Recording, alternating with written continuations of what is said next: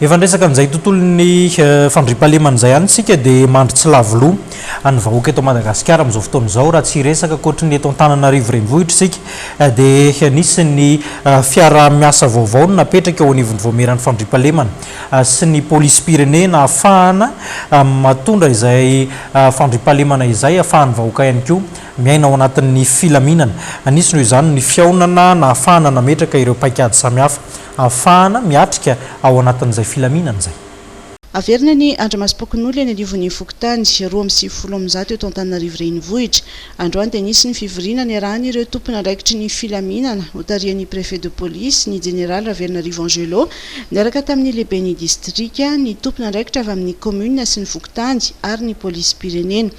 Fantatra teto fa fiara-miasa vaovao no apetraka eo anivon'ny voamera fandriam-pahalemana sy ny polisy-pirenena.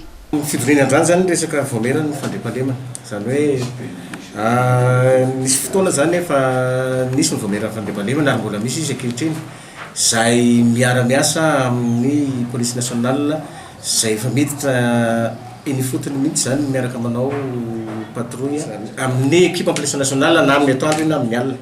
Ny fivoriana eto zany dia mikasika ny fomba hitondrana ny voameran'ny asa ny sy ny andraikitra ny voameran'ny fandriam-pahalemana izay tsy vaovao fa fanavaozana fotsiny ny fomba fiasa.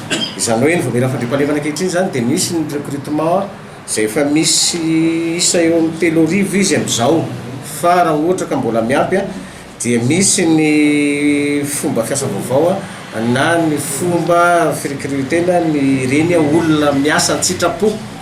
Zay zany ny voameran'ny fandriam-pahalemana dia misy ao anatin'ny teknika moa zany misy ny contrat dia tsy maintsy atao ny enquête de moralité ahafantarana hoe iza le olona izay rotsaka an-tsitrapo amin'izay ny resaka fandriam-pahalemana eny anivon'ny Fokontany tsirairay avy. Manana badge izy aloha voalohany dia manao gilet dia mety misy fitaovana izay hoentiny ihany koa dia mitondra baton izy sy mitondra lampe de poche. Izany hoe miara-miasa ao amin'ny anivon'ny police nationale zany zareo amin'ny fiara-miasa amin'ny fandriam-pahalemana ny Fokontany.